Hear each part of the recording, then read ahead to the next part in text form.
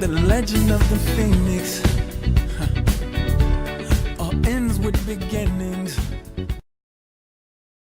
Bonjour à tous, bienvenue sur cette page Le Jardin du Dimanche.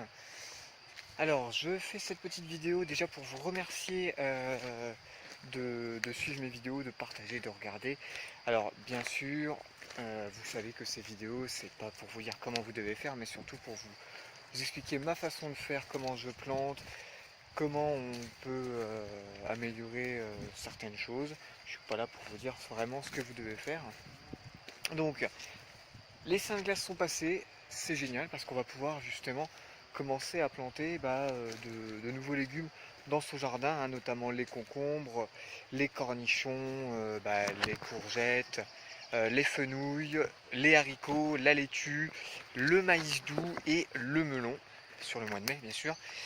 Et nous pouvons continuer à planter tout ce qui va être navet, les panais, le persil, la roquette, les radis bien sûr et les carottes. Donc là actuellement on va s'attaquer à la plantation de tomates.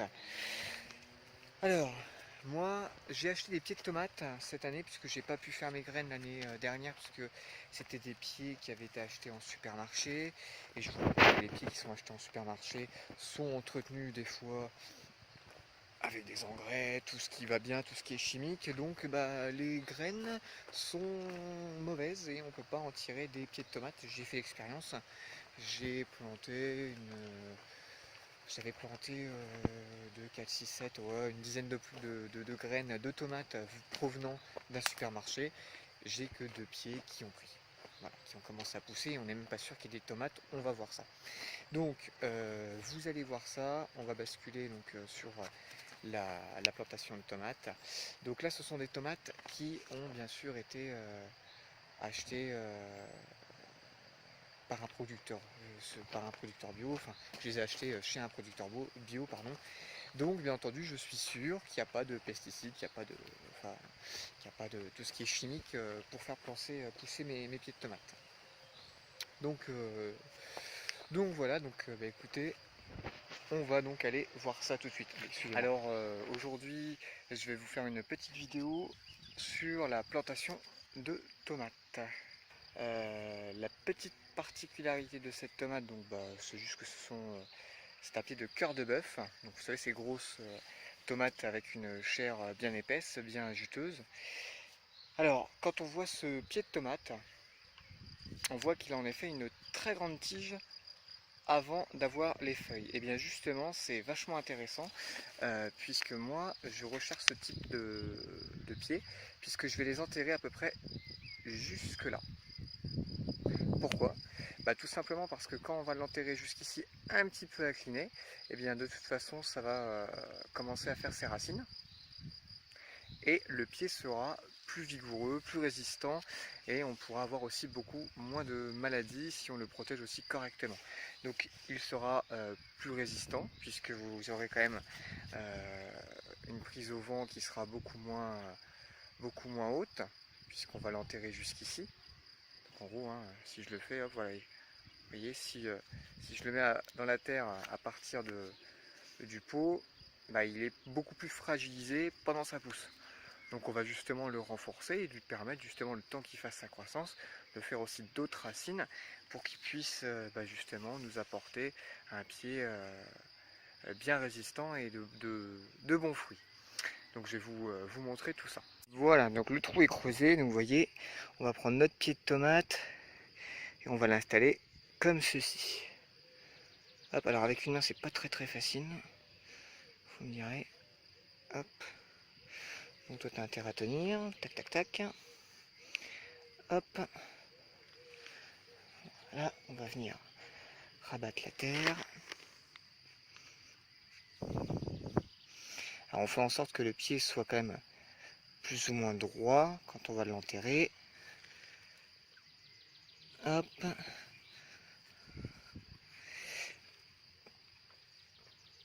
Alors ça a été prouvé hein, cette technique puisque ça permet vraiment d'enrichir la plante, vraiment de la rendre plus forte et de se nourrir plus facilement, d'absorber plus de nourriture, parce qu'elle aura beaucoup plus de racines.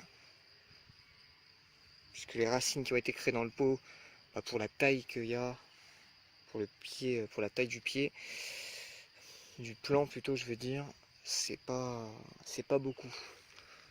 Parce que là c'est un pied qu'on a laissé pousser, et du coup qui s'est affaibli dans le pot, puisque vous voyez il était beaucoup trop grand pour le pot, mais il a été vendu comme ça. Bon, moi c'est ce que j'ai recherché. Là j'ai pas fait mes graines, parce que l'année dernière j'avais pas eu cette idée, mais là ces tomates là, elles viennent vraiment d'un jardin bio.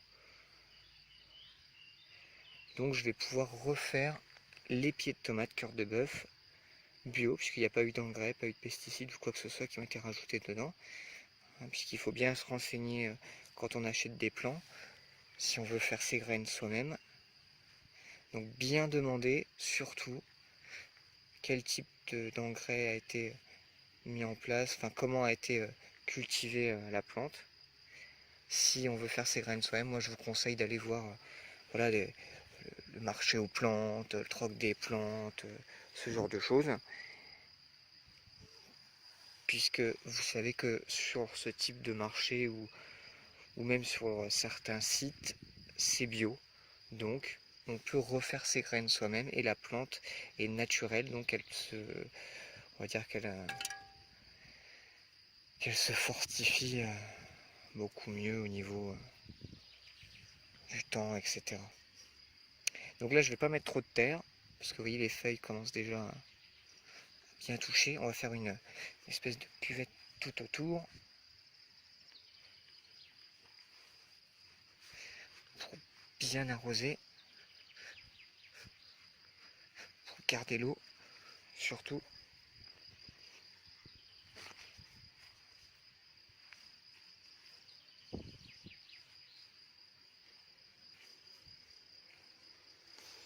Voilà, et on arrose abondamment, surtout.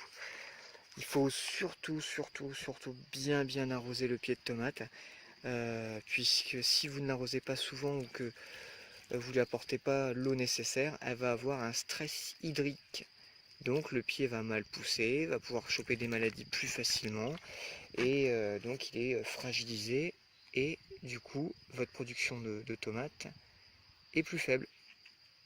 Donc c'est pour ça qu'il faut bien arroser. Alors généralement j'aurais dû arroser avant de mettre le pied de tomate, puisque les racines auraient été chercher justement l'eau qui est en profondeur. Donc elle aurait développé des racines beaucoup plus grandes. Donc ce serait fortifié beaucoup plus facilement en cas de sécheresse, puisque les racines seraient beaucoup plus profondes. Bon, là je ne l'ai pas fait.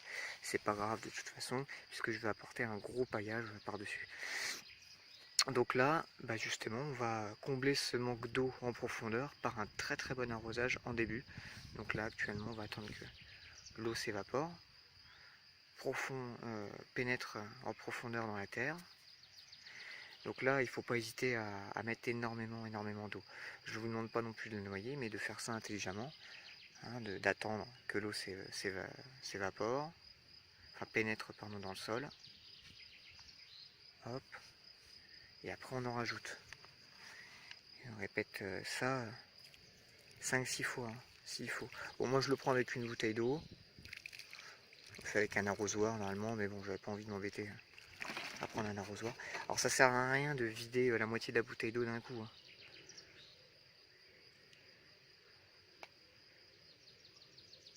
Donc voilà, vous répétez ça au moins 5-6 fois en termes d'arrosage.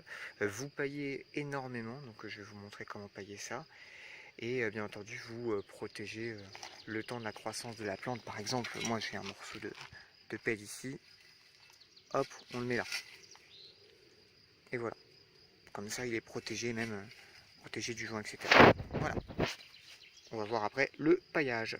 Voilà, donc on va prendre la paille, donc l'herbe coupée du jardin, et on va venir le placer autour du fameux pied de tomate pour maintenir justement la terre au frais, pour éviter que les racines ne soient séchées. Et puis bah, ça va continuer justement à apporter de la nourriture aussi, puisqu'on va apporter de l'azote au pied de tomate. Vraiment c'est du vert, hein. Mais bon, ça peut encore en apporter, c'est pas un souci. Donc voilà, votre pied de tomate il est planté. Donc résumons un petit peu la situation. On creuse bien entendu un trou assez profond. On essaie de l'enterrer quand même assez profond au niveau de la tige, pour pouvoir développer bien entendu le maximum de racines pour que votre pied puisse se nourrir plus facilement. On arrose bien entendu un peu avant, même pas mal avant de planter, pour que les racines puissent aller chercher en profondeur la nourriture, en cas bien entendu de grosses sécheresses. Donc ensuite on recouvre par la terre, bien entendu en ayant bien entendu enterré une partie de la tige. On arrose, on continue à arroser, on fait 5-6 bons arrosages bien entendu. Et on recouvre d'un bon paillage facilement, voilà, de à peu près 3-4 cm au début.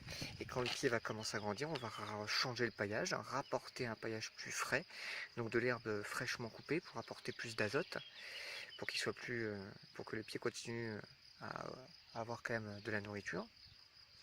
Et puis grâce à ce paillage, on va diminuer justement l'arrosage des pieds en cas de sécheresse ou quand il faut arroser assez souvent. Donc il faut savoir que moi par semaine, j'arrose à peu près 3 fois par semaine, 3-4 fois par semaine, grâce au paillage que je place. Donc ça permet justement aussi d'être un peu plus libéré de son jardin et laisser la nature faire son travail tout simplement. Voilà, donc j'espère que cette astuce vous aura plu.